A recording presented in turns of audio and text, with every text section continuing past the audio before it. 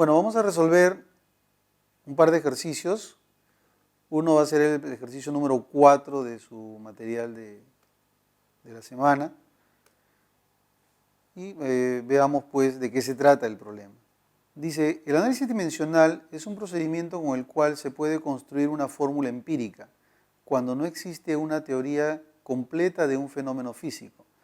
Considérese la velocidad v de un líquido que sale a través de un orificio practicado en el fondo de un recipiente que lo contiene.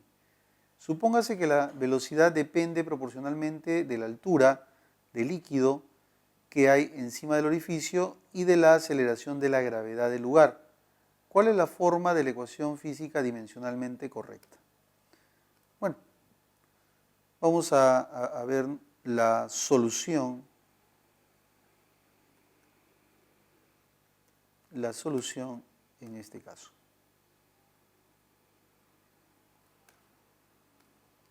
Veamos, ¿cómo vamos a construir la fórmula empírica? Dice, supóngase que la velocidad depende proporcionalmente de la altura, o sea, la velocidad, la cual está denotada con la letra v en nuestro ejercicio, acá está, observen, depende, o sea, acá lo que vamos a hacer es colocarle una constante de proporcionalidad, k.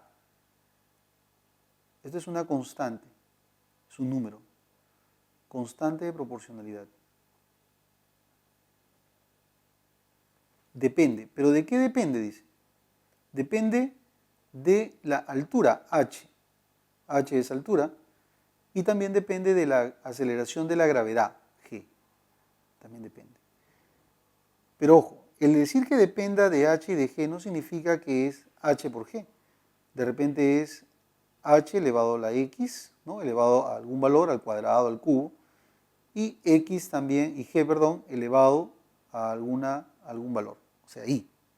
Le pongo entonces, le agrego la constante de proporcionalidad y le agrego pues estos dos números desconocidos que son los exponentes. Entonces, la velocidad depende de h y depende de g. Es como por ejemplo cuando uno decía, ¿no? La energía cinética. A ver, ¿se acuerdan la formulita de energía cinética? Seguramente deben acordarse. Un medio de la masa por la rapidez al cuadrado, ¿verdad?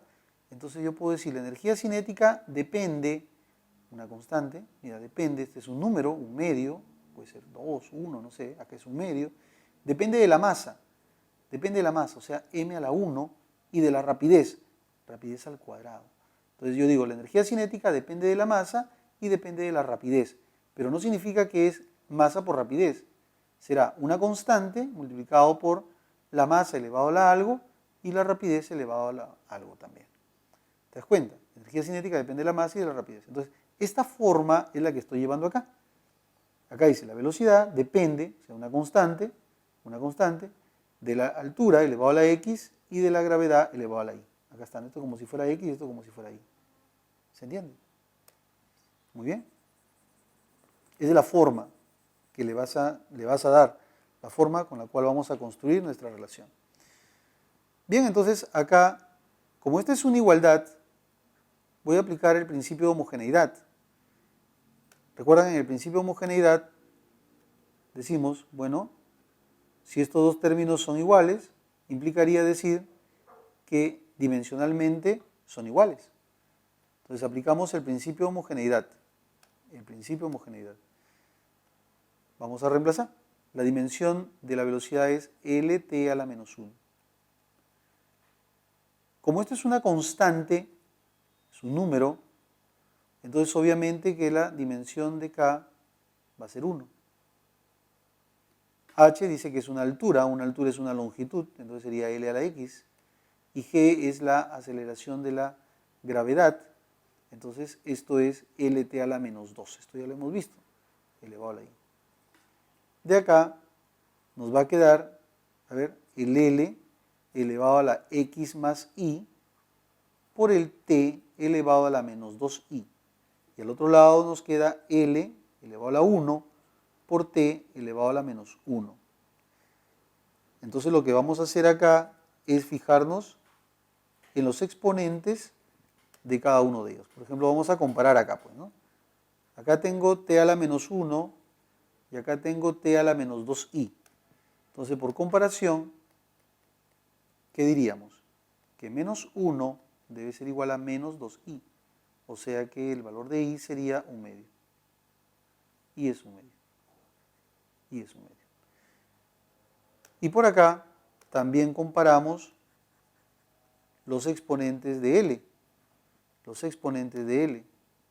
Al comparar los exponentes de L, diríamos 1 va a ser igual a ¿qué? A x más y. 1 sería igual a x más y, que vale ¿qué cosa? 1/2. O sea que x va a ser 1/2. X sería 1/2. Entonces, notamos los que ya tenemos los dos exponentes. Ya tenemos el exponente de y y el exponente de x. Entonces lo que vamos a hacer es reemplazar en la expresión. Reemplazando veríamos lo siguiente, que v, ¿recuerdan? Era k por h elevado a la x por g elevado a la y. Entonces, finalmente me va a quedar que v es igual a k pero h está elevado a la x, o sea, a la 1/2. Y g también está elevado a la y, pero que también es 1/2. O sea que me va a quedar raíz cuadrada de h por g, o g por h. Si k fuera 1, entonces me va a quedar la siguiente expresión. Sería raíz de g por h. Bueno, esta es la respuesta que está considerando acá, ya que acá no aparece ninguna variable en la respuesta, ninguna constante de proporcionalidad. Por lo tanto, están asumiendo que k es igual a 1. Entonces, la respuesta posible que podríamos tener es la de la alternativa A.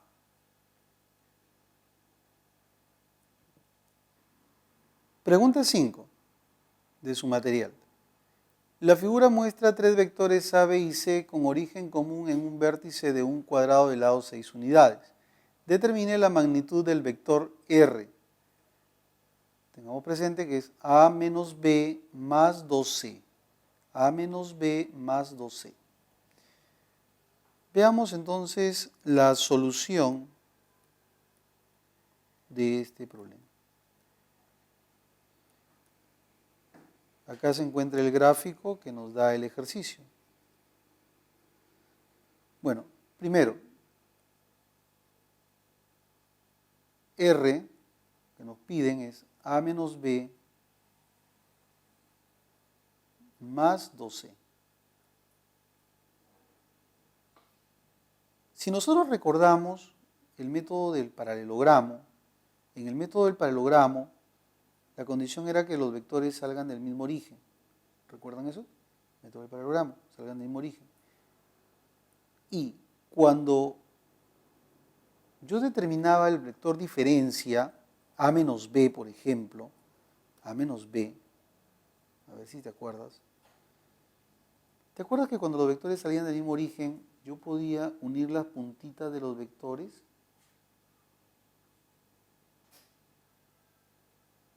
Si yo uno la puntita de los vectores, tengo el vector diferencia. Si este vector lo construyo dirigido hacia A, ¿este vector qué sería? Ese vector sería el vector A menos B. ¿Recuerdan? Entonces lo que voy a hacer es separarlo en dos. Voy a tener el vector A menos B y el vector 2C. Y ambos los voy a sumar. Entonces, veamos la gráfica. El vector A menos B, acá tendría el vector A menos B, así, hacia la izquierda. ¿Cuánto mide ese vector? 2 unidades. 2 unidades. 2 unidades. Ahora, también tengo el vector C. Observa que el vector C mide 6 unidades. El vector C mide 6, pero yo quiero el vector 2C. Entonces, el vector 2C, ¿cuánto va a medir? ¿Cuánto va a medir? Va a medir 12 unidades. 12 unidades. 6 unidades, 12 unidades el vector 2C. Y ambos vectores hay que sumarlos. ¿Cuánto sería entonces la magnitud de la resultante?